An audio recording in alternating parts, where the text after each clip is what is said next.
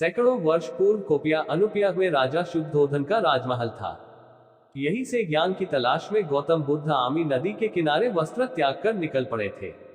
विश्व के विभिन्न देशों में बौद्ध के अनुयायियों की तादाद काफी है। पर्यटन स्थल के रूप में इस जगह को विकसित किया जाए तो ये श्रद्धालुओं के आकर्षण का केंद्र बन जाएगा। संत कबीरनगर जिला मुख्यालय से 12 किलोमीटर की दूरी पर स्थित कोपिया स्थित बुद्ध का टीला है।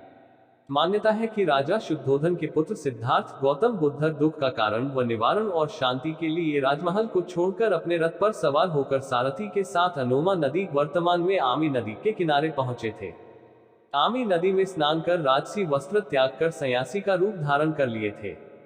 आभूषण व राजसी वस्त्र को त्याग कर अपने सारथी को देकर उसे राजमहल वापस भेज दिए थे।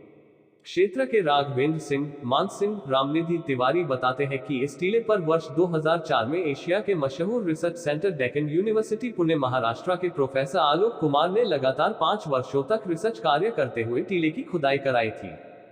खुदाई के दौरान बौद्धकालीन सिक्के, गौतम बुद्ध की मूर्ति, शीशा समेत तमाम अवशेष मिले थे। यहाँ पर बौद्ध काल में शीशे का कारोबार होने के भी प्रमाण मिले थे। टीले से कुछ ही दूरी पर शीशा बनाने की भट्ठियां भी मिली थी। आसपास खेतों से भी शीशे के टुकड़े मिले थे। यहाँ के बने शीशे बेहद ही उम्दा गुणवत्ता के होते थे। ये बात शोध में सामने आई थी। बौद्धकालीन टीले के साथ प्राचीन शिव मंदिर यहाँ मौजूद है। टीले के संरक्षण के साथ यहाँ गेस्ट हाउस और दूसरी बुनियादी सुविधाएं विकसित करने का प्रस्ताव बना है।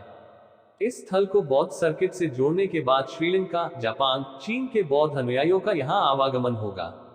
बुद्ध से जुड़े स्थलों के विकास के लिए बौद्ध सर्किट योजना पर कार्य प्रस्तावित है। बुद्ध के जन्म से लेकर ज्ञान प्राप्ति, उपदेश, कर्मस्थली से लेकर महापरिनिर्वाण तक बौद्ध सर्किट के अंतर्गत आते हैं। इस सर्किट में आने वाले बुद्ध से जुड़े उन स्थलों को भी विकसित करने की योजना है।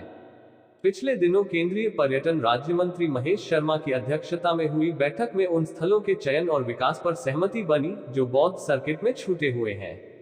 इसमें कोपिया को भी शामिल किया गया।